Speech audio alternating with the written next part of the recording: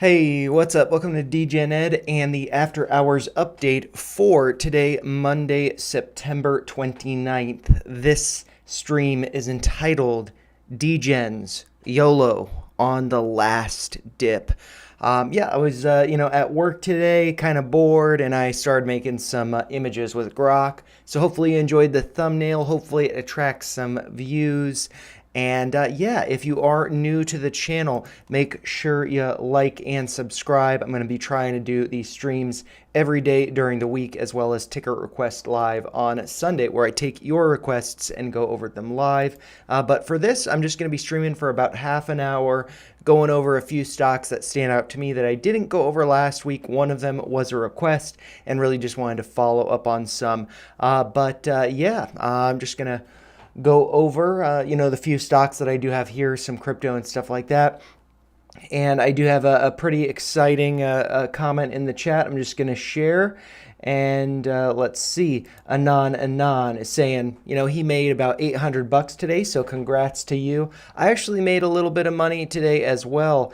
Maybe this is a little controversial, but I sold my Neo shares. I still have the call that I have, I'm a little uneasy about it going higher, although I will talk about Chinese stocks and somebody's thoughts on how they will likely be going higher. So, I could be wrong about that, but, just taking profits. I think I made about between $200 to $300 on that. And so I'm happy about it. And that's really, going to compensate for one up here that, I'm just going to drag the chart. Oops, let's see, drag this down so we can fit it in. I forget the order that I said I'd go over. Maybe it was after Peloton. Rocket Lab, I think that the calls that I got on that are going to be going to zero. Good to balance things out. You win some, you lose some. And I actually wanted, when I was at work and bored, I was thinking I'd make this stream called, I don't make the rules, I just make the money. And so congrats to anybody who has made some money today, whether that is securing the bags, securing and locking in those profits, or if it's, riding this wave up. I do think that things are, looking pretty exciting. Probably good to see the runs go. I just wanted to go over some of the stocks here. This is backed, ticker symbol BKKT. I almost said BKKT. This is one that Mike Alfred was recently announced on, I believe, the 22nd, so Monday last week, being on the board. This has since moved up, about $100 to consolidate at this downtrend that I had drawn. And, I was thinking maybe there'd be a dip buying opportunity a little bit lower. I'm not in it, wasn't necessarily planning on getting into it, but we saw a massive move today, 42% today, Monday, September 29th. So looking really nice there. And so, now with this move up, I could see, maybe a bounce and retest of that downtrend before then going higher, but it could also go higher before doing that. So I'm going to delete that because I might be wrong about that. I suspect I will be. This just seems like a pretty exciting one. Oops, and I want to delete that. But let's just see. You're going to get a little horizontal line across here. This is one thing that kind of stands out to me. Maybe it could be into some resistance there. I think it's good to not chase. But this is moving pretty good. I'm going to switch over to the 15-minute time frame. So power up your plan. Let's see. I can only see 5,000 bars like this. That is fine. Once, Black Friday comes around, I'm going to renew my Unusual Whale subscription, and then I'm probably also going to get a subscription to TradingView. We can see in the after hours, it did go up just in the 15 minutes ago, went up about 2.37% more in the after hours. So this one's looking really good, and I'm really, enthusiastic about Mike Alfred and just kind of, hearing what he has to say, his involvement here. So I think this is probably going to be a winner. Too bad, didn't get in over here, but it is what it is. Can't, be chasing everything, can't be winning with everything.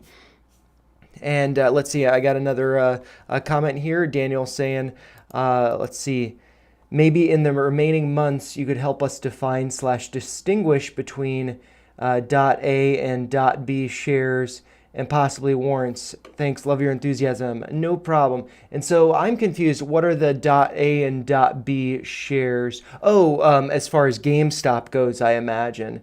And so, yeah, so yeah, as far as GameStop goes, let's see, I can pull up the chart real quick. I know it's going up today. Everything's going up today. Look, gap up, looking really nice. Closed at let's see, 27.21. Pulling back a little bit in the after hours, down to 27.15. But yeah, I mean, so I think, my thesis still with GameStop is leading up to the distribution of the warrants, which should be between October 3rd, so this Friday, and October 7th, next Tuesday. I think that there could be a little bit of a sell-off down to 24, but I, of course, could be wrong about that. Generally, those warrants suggest to me that, the price will be going up. It should be valued at least $32. At least that's what the board thinks, because why would you want to exercise a warrant for $32 if the price is below $32? It'd be better to just buy shares, because then you would be buying the share directly, which would not lead to dilution. You'd be buying a share that openly exists on the market at whatever price it's trading at. But then to exercise that warrant, that would be at $32. And so it doesn't make sense, because you'd be buying that share higher than the current price, and you'd also be then diluting by adding that additional share or however many shares to the market. So only really good to be, buying those shares when price is above 32, in my opinion. And I would say notably above 32, which, could be, in the 40 range, in all honesty. And let's see. And so any of them, Len and Len B. So I'm not too familiar with those. So let's just pull this up. Lennar Corporation. And so, yeah, I'm not familiar with the dot A or dot B shares. I'd have to look more into that. But let's see. It must be dividend voting shares. Yeah, so let's see. Maybe we could just turn to Grok for something like that. So let's see. Oh, I'm going to start a new chat. And, what is the difference between dot A and dot B shares regarding warrants and dividends? Let's just see what Grok has to say regarding warrants and dividends. It's supposed to be fast. Oh, but this is Grok 4 fast. So maybe I should have just done fast. And let's see, is .len, is this? Yeah, I'm not too sure. Cool, yeah, so I probably, let's see. He's still processing, so I might, continue on with the charts and the list. And yeah, so I'm not, so it's clear I'm not dismissing, not now, just for an idea for later. Oh yeah, no problem. I'll be streaming for about 20 more minutes either way. I got to cut the grass. And so that will involve touching some grass. So I've got to do that after this. A shares have more voting power as far as what Anon is saying. And Nick has a new play, which is DVLT. So I'll pull that up in a minute. I'm just going to continue on with the charts, because otherwise I'm just going to get a bunch of requests and I won't be able to make anything. So if you guys do want to do requests, tune in for Ticker Request Live. And so, yeah, let's continue on. And so the next one on the list is Celsius. I'm pretty curious about this because TrendSpider did put out this post. This was on September 26th, so that would have been Friday in the morning during market hours. Celsius checking all the boxes on this breakout. And I was just thinking, looking at this, it'd be so funny if it just ended up dropping and to fill the gap down here. It would have been very classic. Everybody trolling Trend Spider. But I don't think that is what's happening. But here we can see this chart is on the daily. And I'm not sure if they were predicting this breakout. Let's see. No, okay. So what they had drawn here, kind of casual trend lines. So we can kind of just casually draw those over here. And I might actually take a step back so I can just draw this a little bit better. And so, trend line down here and a trend line, something like that. Is that kind of what they drew? Let's see. I'm not the best at trend lines because I do everything to like pivot points. But yeah, they had kind of, drawn it something like this. And, from the tops over here. So, okay, yeah, I see it now. So something like that is what they had drawn. And so we have that all in the frame there. And so, yeah, this Friday candle was up just about 5%, 4.99%, closing above the 50-day SMA at 53.96, closing on that day, on last Friday, at 54.39. Then it gapped up today, opening at 55.53, pulling back a little bit, but not filling the gap. And then closing at 56.90, and that's where it's at in the after hours. So, kind of what I would like to see with this, as far as like not chasing, not YOLOing, you want to, be doing this, with some sort of strategy. I'm not even going to do a retracement because maybe this goes up higher and then the retracement is invalid. But what I could see happening is effectively a retest of that 50-day SMA. So maybe pulling back to like 54.50, somewhere around there, and then going higher. So I think that looks nice. So what I'm probably going to do, this is one that I think, I had some over here, I think, but I got rid of it a while ago. Maybe I even had it over here or over here. I'm not sure. Could have made more money had I held. But what I might do is just place an alert at 54. And so I don't usually do too much stuff other than just charting in TradingView. But in Webull, what I can do is pull up Celsius, and then I can place an alert on this one. And so let's see over here. I might actually just clear all my drawings, which I don't even know how to do that anymore. Okay, there we go. Clear them. There we go. Clean start. And so let's create an alert, and let's do it at a fun level. So let's delete these. Those are too far in the past, but let's do below. Not 54 exactly, because maybe it doesn't come to that exact level. Let's make it fun. 54.20. And so if I do get an alert for that, then maybe, I can come back, look at this chart and say, hey, that actually does make sense with what I've drawn up there. Maybe I can do a video that's not, chasing a breakaway, but a pullback to support. And just in case, let's see, it goes up to where it's at now. Let's say it starts to pull back. The 50% would be right around 54 as well. So that is, an interesting one for us to follow up on.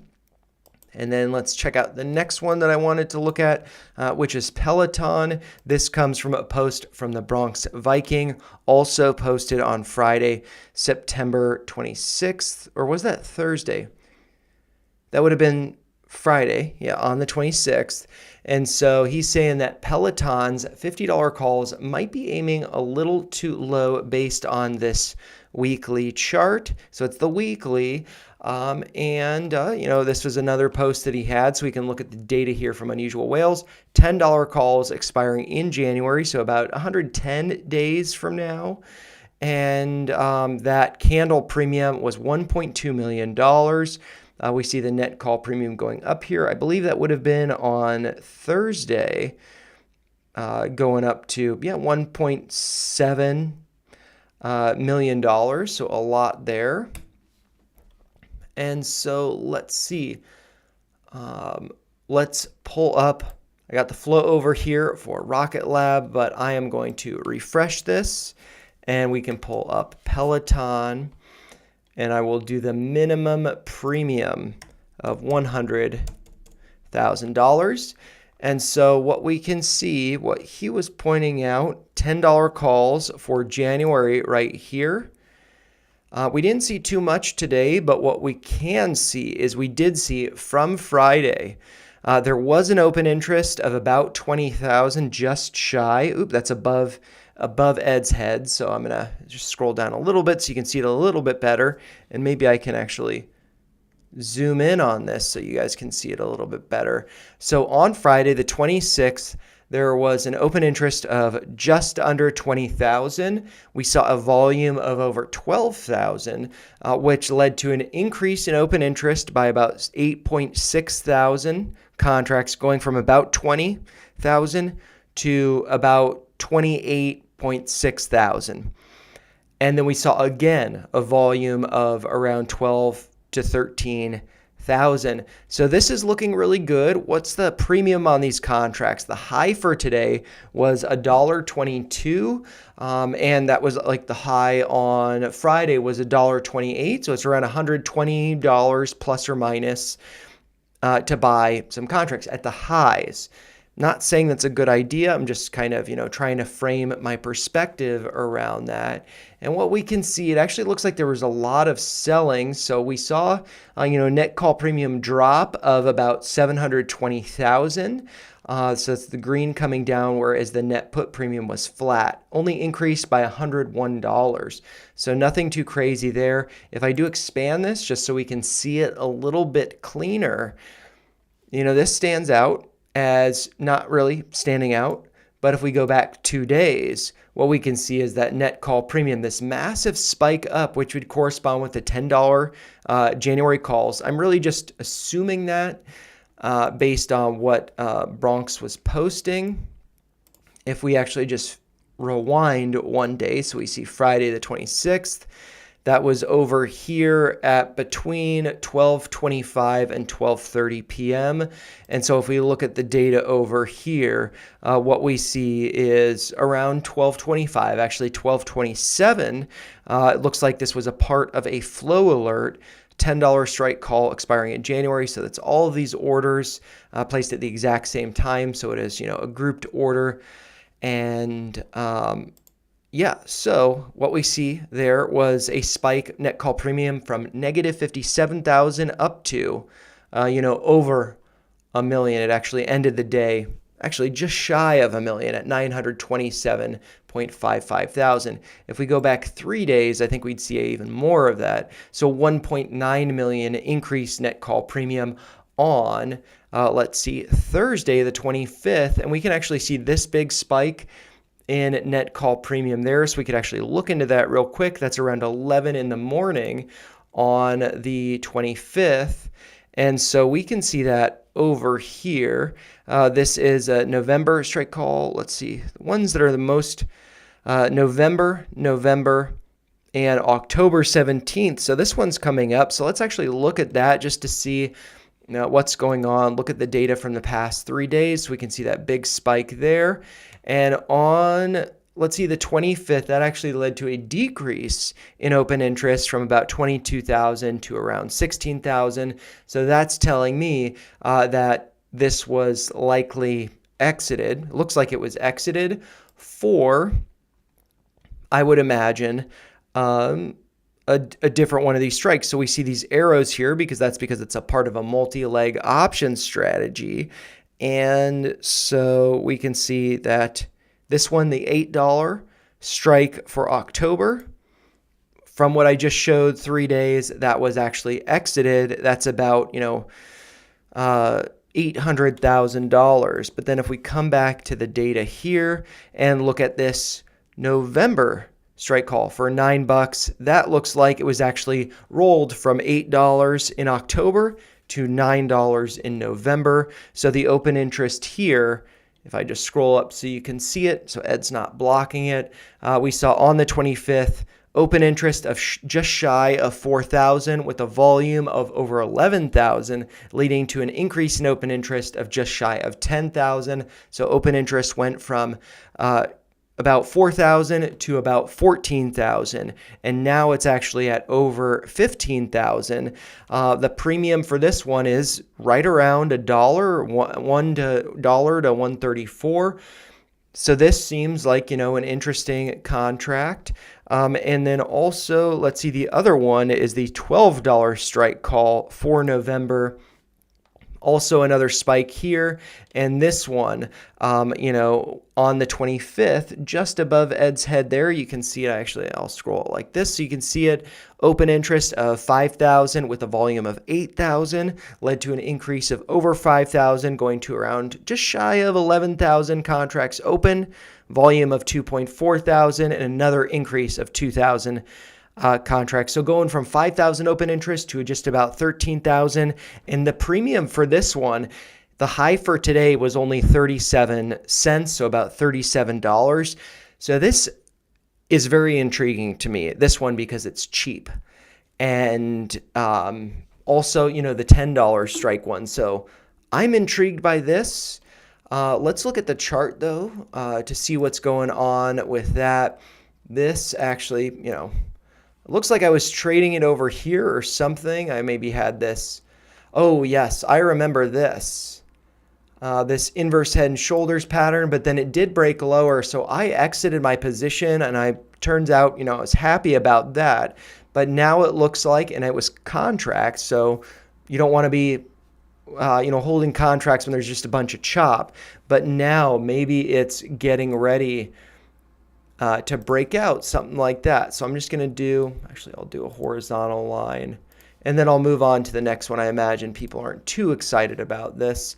But yeah, at like 867, that's where it's at in the after hours. That's where it closed at. Where's this line at? I drew it at 877, so a little bit higher.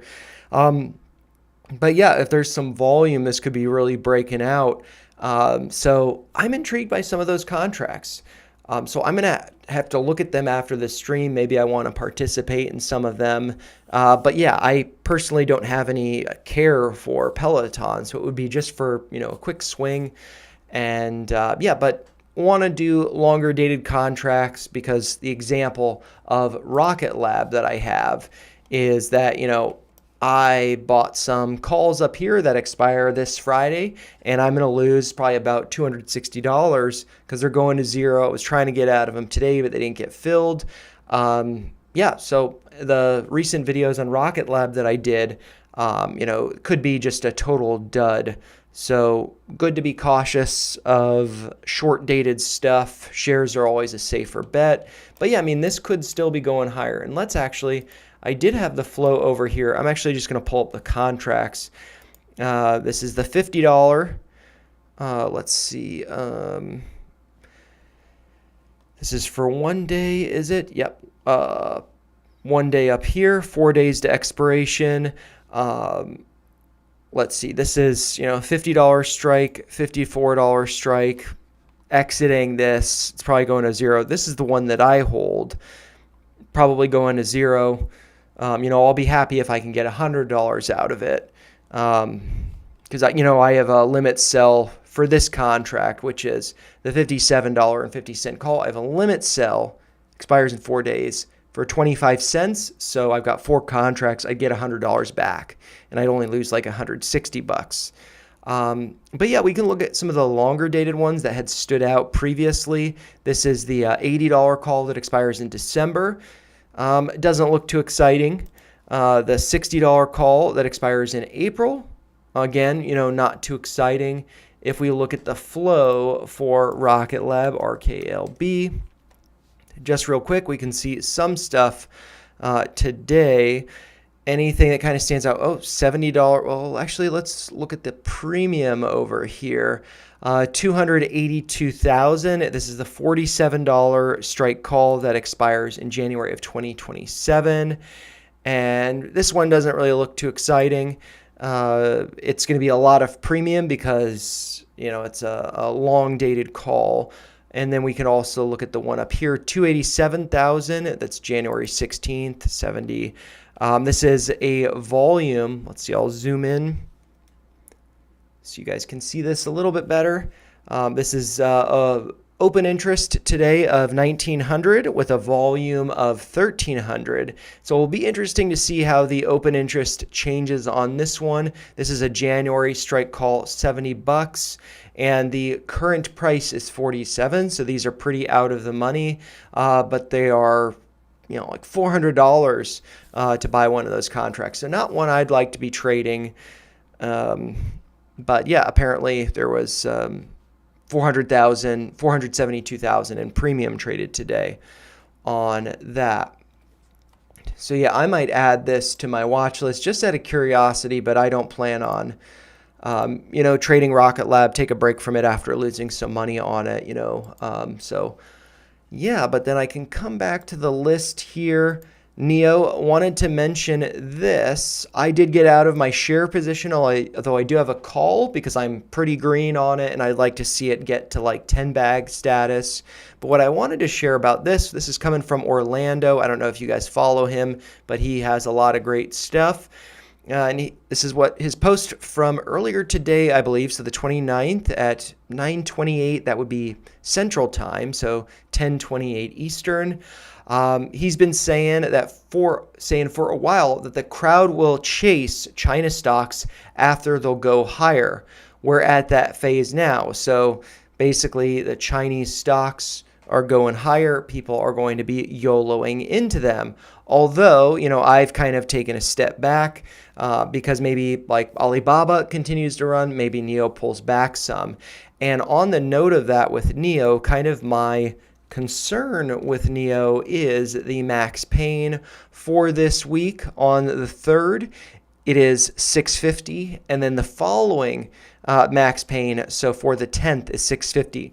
If the stock price does go higher, though, that could trigger a gamma squeeze, kind of like what I was talking about in that first video. But if max pain acts as a magnet, then that could be some trouble, price coming down to around 650. So for me, I just kind of want to protect my gains. I'm going to hold that one contract if in case this does go higher. And I've basically done, Fibonacci extension here. I could do another one. Let's see real quick. So, if I'm wrong, and I'm actually just going to zoom in on the chart like this. If I am wrong and it does break higher, it doesn't pull back to around 650, where could it be going? I feel like I've done this extension before. Maybe not, but that would be like 885 and then up to around $10. I think I have drawn that before, I just deleted it. And so, yeah, I think that Neo could be a great performer, but maybe, just wanting to manage some of that risk. And so I've got just a couple minutes left. There have been a lot of stuff going on in the chat. So hopefully you guys have been able to, go back and forth with that. I am going to continue on because I did get a request from X, I believe, on open. So I'll go over that in a second. I'm just curious to go over coin really quick because the Bronx Viking was posting a lot of action on these coin $400 puts for November. And so candle premium, $8 million, potentially suggesting some selling. So maybe this is actually one that I'd want to follow up on. This is from today, September 29th. So maybe tomorrow we could look to see if people were selling puts. That would be, very bullish. And that's actually what we do see in the net call premium over here. The net put premium coming down, net put premium going up. So that is bullish. And let's see, I'm just going to pull up coin real quick here. arbitrary, just going to pull up whatever contract because I just want to look at this premium. So the same chart that Bronx was sharing, but I'm just going to do it for 1 day over here. And so we see that net put premium came down by about 12 million and net call premium went up by nearly 23 million. So that divergence there, very bullish. If we look at the bear bull slider, 52% on the bull side. So that's looking good. But yeah, maybe this is one to kind of follow up on tomorrow. I don't have any contracts in this. I am just, bullish on crypto in general moving into Q4. I think we're going to see some rip your face off rallies, and that the little panic that we saw over the weekend into Monday a little bit before the start, I think that's, potentially just a really nice dip buying opportunity. Maybe I'm wrong about that though. Who knows? And then, Open Door. This one, I'm going to say that I think taking profits at around 10 was probably a good idea to maybe buy back around the 50 SMA, which is currently around $5. So that's like a 50% discount. Maybe it doesn't come all the way down to there. The 50% retracement is around $6. So, with this, when there are big moves, it's good to take some profits or trim a little bit and then let things cool off and then either re-enter, reevaluate, whatever. But this could be, forming a bull flag that then it just ends up sending it higher. So let's say it goes from here and then pulls back to 6. Where could that be sending price? That could be sending price to around 1550. So potentially, there's still more upside, even if holding from 10. That's a 50%, profit right there, getting up to 1550. But, there's, a little bit of pain on the pullback. So, good to keep that in mind. And then I'll try to catch up on some of the chat. So, Nick was saying DVLT, so I might pull that up. DVLT. Whoa. Yeah, so like for me, this is something that it's like I'm like a super actually, I don't want to remove all this stuff down there. But I'm like, once it has a big move like this, like over the past, from the lows over here, that's up like 400%. Or if we do it from just like a week ago, that's up over 200%. So I would look for a pullback on this. Who knows how much higher it could be going. So this fib retracement could be invalidated tomorrow. But if the highs that it's hit are to be held, then 50% retracement would be coming down to around 82 cents. Again, speculative with the price of it, because if this is listed on, I'm not sure which exchange, but this could be pulling back some. It's only $200 million market cap. So just as quickly as this goes up, this could be coming back down. So I would for sure avoid this. Maybe it does something like this, but I feel like retail is more likely to lose money on this. Because this move's already happened. And so just like over here, big move, it then pulled back a lot. So good to be cautious with that. Daniel was saying some Google was my first exposure years ago. And let's see. Just trying to catch up on the market. And let's see.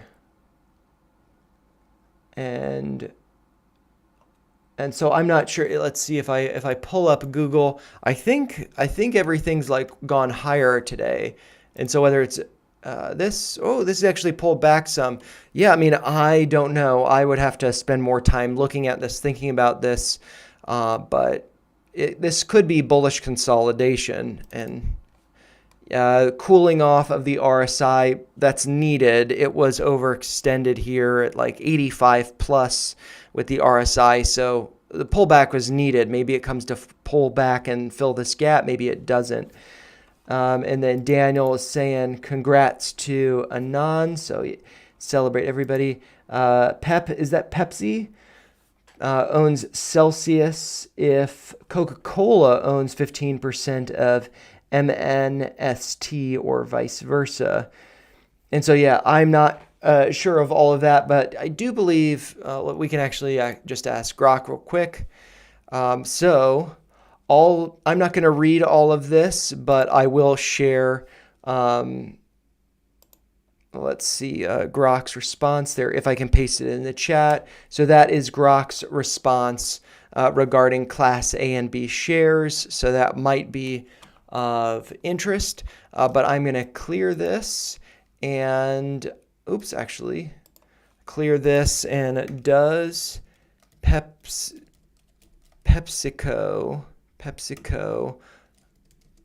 does Pepsi own 15% of, let's see, of Celsius? And so that should be a quick response. But Grok 4 Fast, which is beta, is thinking a little bit harder. I probably should have just switched that back to regular. But let's see. No, PepsiCo does not own 50% of Celsius Holding. As of August 2025, PepsiCo increased its stake to approximately 11% through a $585 million investment in convertible preferred stock, and this remains the case as of late September 2025. This adjustment stemmed from a strategic partnership where Celsius took over U.S. distribution of PepsiCo's Rockstar Energy brand. So that's pretty useful, and I didn't realize that Rockstar was a part of Celsius now and PepsiCo. So I think that could be interesting aspect of Celsius. So far, I have to say, of all of the charts that I've gone over, I'm probably most intrigued by Peloton, specifically some of those contracts for either November or January. Just intrigued, to dabble. And then what is MNST? I might just type that in here so I know what that is. MNST is Monster. Oh, okay, cool. I didn't even know, to be honest, I didn't even know this was a stock. I thought this would have been owned by Coke. How much of Monster does Coca-Cola own? And let's see, this should be a quick. Come on, Grok. Do your search. Let us know. All right. I would expect. Okay, recent data shows Coca-Cola owns 20.92% as of December 16th, 2024. So that's actually kind of some old data. So I'd wonder how much that has changed. But I guess Grok is still searching. So I might move on to the next chats here. Nick, do you think DVLT can get back to 71,500? Let's see. Let's just pull up that chart. DVLT. Let's see. So yeah, I'm not sure. I might actually put that chat away. Oh, that would be like 71 bucks. I'm not sure. I can't see it in the chart. So let's actually go back to Monster. I don't want to be giving anybody bad ideas. And so we got that there. And let's just see what Grok has to say. Coca-Cola owns approximately 21% of Monster Beverage Corporation. This stake originated from a 2015 strategic partnership where Coca-Cola acquired a 16.7% interest for $2.15 billion, and it has since increased to about 21% due to share buybacks and other adjustments, with the latest confirmation as of January of this year. So that is pretty nice, pretty interesting, and pretty helpful. And let's see. Daniel's saying, I'm just going to read them up here like it's a little easier for me. Hit the like button for sure. Definitely do it. And then Benjamin, I see that you're asking about Mara, so I'll definitely pull that up. So yeah, I think Mara's looking good. How can you not think that looks good? Up, let's see, 15.69. We got a 6.9 in there, so that's a lucky sign. I think that, for me, I have some November calls of IBIT. And so I'm not selling any of my Mara until I take some profits on that IBIT one. And then I can just ride Mara calls and the shares that I have up higher. But yeah, I think that if we look over, for me, it's just like, like what you see, and maybe here, I'm going to remove the drawing so we have less clutter, but we have the 50-day SMA here at 1643. And so we got a gap down here, and that looked pretty bearish, a close below the 50 SMA. And so what we needed to see was a confirmation, a close below the low from September 25th, because it's like you gap down, you close below here, but then, what is behind that? You need to see there's still, momentum in that direction. That would be a close lower than the low. So the low on the 25th was 1573. We didn't get that. We saw what might be absorption. I believe, maybe I'm using that term incorrectly, but the way that I view it is we have an inside bar here, small spread in the candle, wicks to the downside on both of these days, suggesting, buyers are pushing it up. And then with this smaller spread candle, we see a decrease in volume. And so that suggests, in my view, absorption. Buyers are stepping in. There are no more sellers down here. And so that balance is met to hold the price here. And then we see a gap up above the 50 SMA with, 15.69% move with volume backing it up. So I think what we needed over here was just a cool off in the RSI so we can start to see the moves higher. And,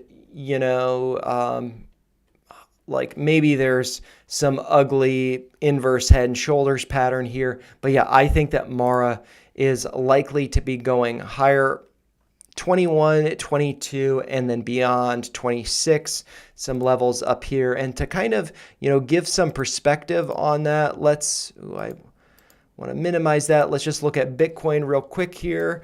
Bitcoin, it looks like on the daily, has reclaimed the 50 SMA, is now trading above 114,000. One thing that was of concern, I'm going to have to switch this over to the hourly. But let's see, I'm just going to have Grok ask this: when does CME close on Fridays? And so I think it's going to be 5 p.m. Central Time, because it's Chicago Mercantile Exchange. And so that's going to be 5 p.m. Central. So that's my time zone. But we're looking at data that is on, let's see, this is UTC or GMT, however you want to phrase it. And so let's just see, where is, so this is Sunday. I guess we'd have, this is the hourly. So over here, Monday, nope. So let's see, I'm just scrolling over here to, this is going back too far in time. Okay, so I'm not used to looking at the hourly. Sorry, I was expecting it to be lower. But so what we can see is like Friday, Thursday, and then Friday. So basically this range here, that's around 109, 110. We don't have to do the exact CME gap, but what's that saying is, we closed last week, Friday, 5 p.m. around 109, 110, and then we opened today at, whatever it is, there's a gap here. And so with that being said, that gap needs to be filled, but maybe that gap isn't filled for months. Maybe that gap isn't filled for many months, maybe multiple weeks at least. And so I think what this could be doing is setting a trap for late bulls, saying, hey, I'm not going to get on board until that CME gap is filled. And then they get left behind as we see rip your face off rallies, Bitcoin miners, whatnot, going to new all-time highs. But at the same time, maybe that gap is filled. So as far as stuff like Mara, I think we could be seeing a pullback. So I think it's good to be cautious of that if Bitcoin pulls back to fill that CME gap. But if it does not, I think we're in rip your face off rally territory. So very exciting with that. And one thing, since I am on Bitcoin, I want to pull up the Ethereum chart. Going to do this on the daily. This is on Coinbase. So this is, let's see, the stuff that I've drawn more like legacy stuff, but my renewal of my thesis, I put out a video last week. I encourage you guys, check that video out. It's 4 minutes and 23 seconds long. I laid out all of these levels when we were over here, I believe on Thursday, the 25th. And I was saying that I thought, 3,800 right around there would be the bottom. And so far, that's what we're seeing. Maybe it rolls over in a few days and I end up being wrong. But I feel really excited about this, really proud of my analysis there. And speaking of Ethereum, which is now trading above 4,200, let's check out the strategic Ethereum reserve. Let's first real quick look at ETFs. It looks like on Friday there were some outflows. So if we look at this in USD, hundreds of millions of dollars flowing out of the Ethereum ETFs. So that's not looking so good. Although on Friday, we did see inflows for the Grayscale Ethereum ETF, which is ticker symbol ETHE. But if we flip over to the treasury companies, we can see something pretty exciting. Bitmine had lost the $10 billion worth of ETH spot. They were a little bit lower. Look it up here on the 27th, apparently. So on Saturday, Bitmine did buy about 234.8 thousand Ethereum, putting their holdings up to 2.65 million. And so I think that's good. Bitmine, very excited for them to see it. And I think I might kind of end it there. I'm going for 46 minutes. This is a little bit long. And so, I'm sorry I'm not able to catch up on all of the chats. But let's see. Because it's just too much for me to catch up on. I don't want this to be too long. I want this to be accessible to everybody else. I'm glad that you guys, Daniel and and Anon, you guys have been able to exchange there. And so, Benjamin, hopefully that was some helpful perspective on Mara. And so I'm just going to get that out of the way. Oops. And then I will throw this up. As always, those are just my thoughts. If you found them helpful, make sure you like the video, like the stream, share your thoughts in the comments or the chat. I'll be doing this again tomorrow at 5 p.m. Maybe what I'll be doing this evening is a video on Peloton because I'm kind of intrigued by that for myself. And so maybe I just share some perspective on that, building upon Bronx Vikings posts, his analysis, and then relaying that into Unusual Whales and the charts. So with that being said, I will end this on Peloton. And maybe I'll do a video on it later today. Thank you so much for joining. Hopefully you guys had an exciting Monday. It's definitely been a fun one. And thank you all so much for hanging out. I'll see you later this evening in a video and tomorrow at 5 p.m. Eastern for another stream. Enjoy the rest of your day. Touch some grass and eat